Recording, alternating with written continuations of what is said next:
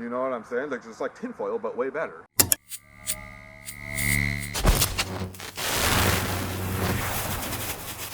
It's like tinfoil, but way better. Howdy folks, welcome back. And if you're new here, you might want to stick around. This one is sort of interesting. And a quick disclaimer, I'm using a new setup. The audio is off in a few spots. I get paid to work, I don't get paid to make videos, so you're just going to have to deal with it. Sorry. Before we get into it, I really need to give you some background information on the source of the video and how astrophotography works. You're going to get a quick crash course on astrophotography because it is kind of important. Okay, so first off, I am a member of an astronomy group in Minnesota. There's about 800 members. This is one of their facilities. It's my personal favorite. Needless to say, they got some nice stuff for people to use. Now, one of the members invited me to a WhatsApp group, and that group has 30 or 40 members, and these are the more dedicated astrophotographers. Some of these guys have observatories in their backyard. Some of them have multiple observatories in different states where they can remote in and control the roof. They can open their roof, turn on the telescope, and control everything from a laptop up here in Minnesota in their basement or whatever. These are very smart, well-educated, successful people. They're not some idiots in their backyard with a smartphone. So the video comes from leading member of that group, and he teaches a lot of the beginner groups at the astronomy club I'm a part of. There's some of their portable rigs. The guy that sent the video has at least 5 of these. And let's see, I'll zoom in. That right there is a camera that hooks into the back and takes pictures through the telescope. They're specialty cameras designed specifically for that. You can see one there.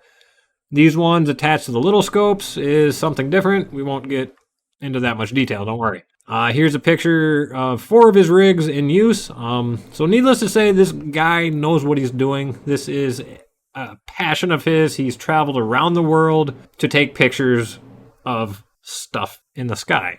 This is a picture that he took. I don't think this is the full resolution.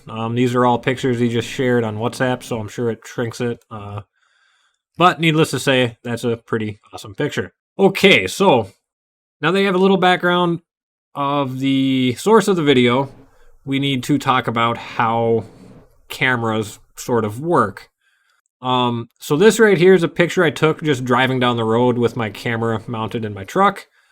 These are stoplights. So a circle, we all know what a stoplight looks like, right?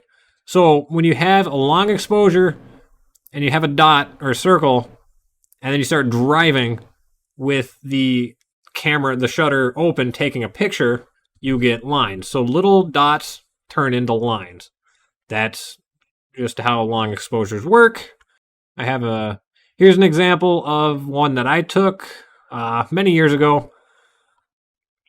But these are all stars. They should be circle, but the camera moved, the telescope moved, there's a wind gust, something happened, and it moved, and the stars turned into little lines. So this is a bad picture, obviously, but that's what happens when you have movement of stars. That's what happens when your camera moves when it shouldn't. And I'm also going to point out this, go away thing. So this light on the side of the screen, that's just an effect that most, if not all, astrophotography cameras have. This is my camera, different model, probably the same brand, actually. It's a leading brand, but my camera does it. It's in his pictures too. So that's not like a flashlight or a car light or an exterior light shining onto the telescope. That just is there. That happens. All right, so going back to this and go to the next one. This right here, that's what a plane looks like. You can see little dots, navigation lights.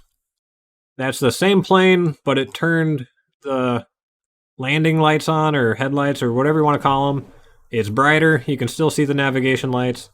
Point being, they're all straight. They're flying in a straight line. Okay, so the next one. This one, same picture except over here. That's what a satellite looks like. Satellites go straight and leaves a line. Really annoying for astrophotographers because that you get too many of those and it ruins a picture. With enough, you take enough pictures, you stack them, those lines will disappear with processing. All right, back to the plane. Go to the next picture. This is a bunch of out of focus stars. Key thing to take away from this is they are all out of focus. You don't have one out of focus. They're all little donuts. And they're little elongated and whatever. My telescope sucks.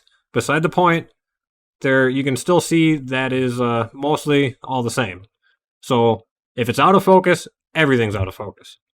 So the guy that sent the picture, he was trying to take a picture of a comet.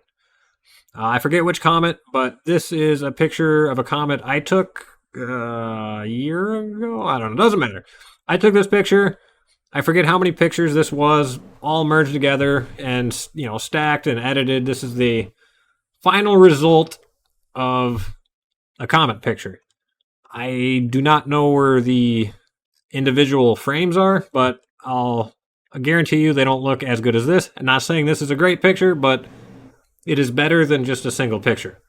This is the first frame in the video that he took. I extracted all the frames. But like I said, this was uploaded through WhatsApp, so I'm assuming it got shrunk.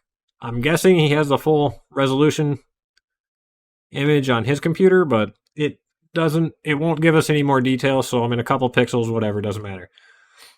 Up here in the right, we have that weird light glow thing, and again, that is not exterior lighting, that's just an effect of the camera. His has this weird little line down here, mine doesn't have that, but again, and maybe that's because he does 5-minute pictures. I don't do 5-minute pictures, so that might just be the longer you have it open, the more weirdness you get over there.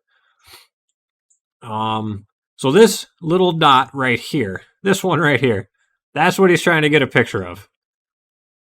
I'll zoom out a little bit. You can kind of see there's a little blur around it. That's the comet. That thing will move a little bit, but it will move in a straight line.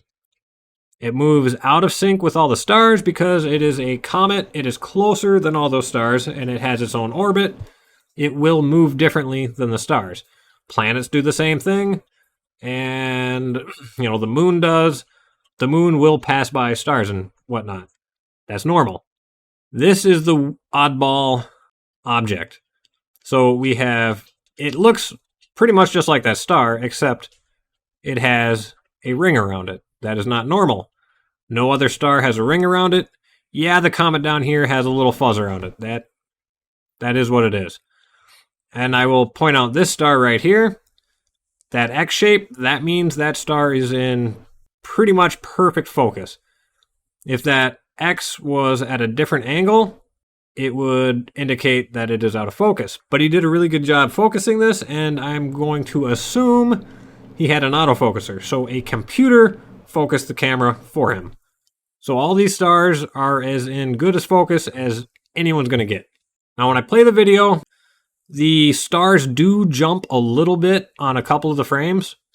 This is because the camera, the tripod, the telescope, his gear is moving. The stars don't just jump. His gear jumps. So this stays in the same spot, the weird little light thing. Weird little light thing stays in the same spot. The stars will move a little bit here and there, but they all move equally. All the stars move equally, not just one of them. This thing will, like I said, that'll move on its own. It moves a little bit, it moves in a straight line. This thing moves randomly. That thing is weird. Okay, so now that I've annoyed you guys enough, here is the video he sent.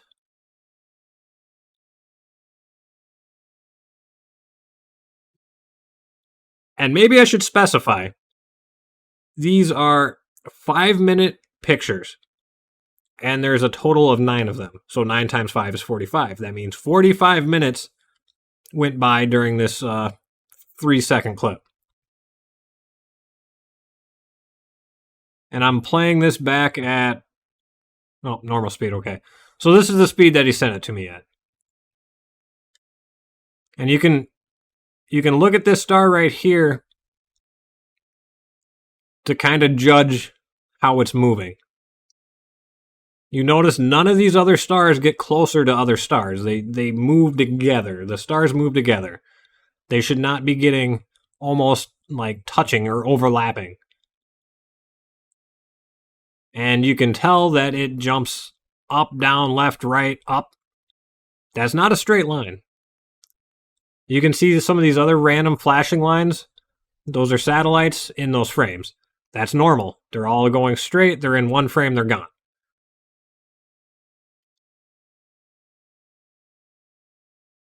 I'll speed this up to 2 times speed, so I don't know. That entire WhatsApp group full of professional astrophotographers, professional photographers. Some of these guys, there's a college professor in there. Like these are smart people. No one knows what that is. I don't know how many decades of experience these people have. Nobody was like, "Oh yeah, I've seen that before," or "I get that all the time." Like, no one knows what that was.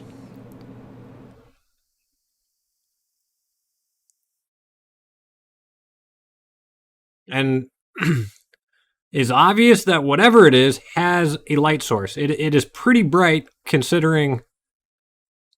I mean, it's pretty much the same brightness of all these stars. So whatever it is producing light. Whatever that ring around it is, I have no idea. And I have, I don't know, about 3 years of experience doing astrophotography. I've never noticed that. I've noticed a couple oddball things. I made a video about one of them, but there was a reasonable explanation for the thing that I saw, and my thing did travel in a straight line.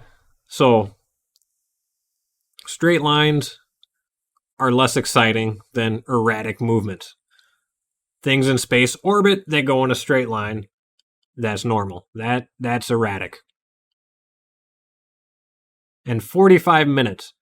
So, I mean, that's not a balloon floating around in this tiny little spot for 45 minutes. A helicopter, you would, I mean, based off my plane pictures, it should look similar. And you would probably get some more lines with it. So, I mean, this thing's moving, but it's not moving crazy fast because keep in mind, 45 minutes. Each frame is 5 minutes.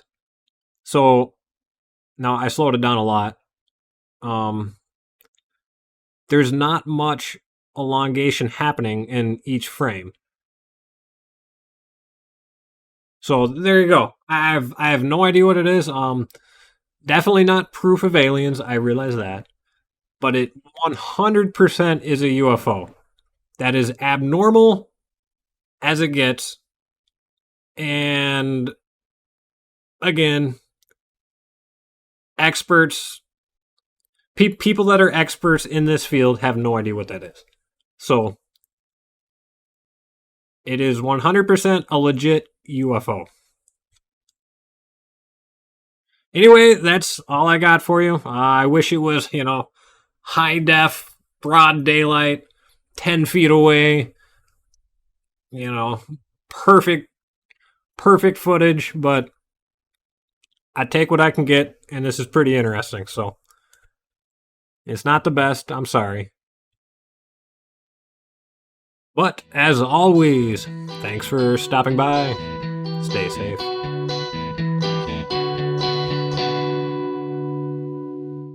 You know what I'm saying? Like, it's like tinfoil, but way better.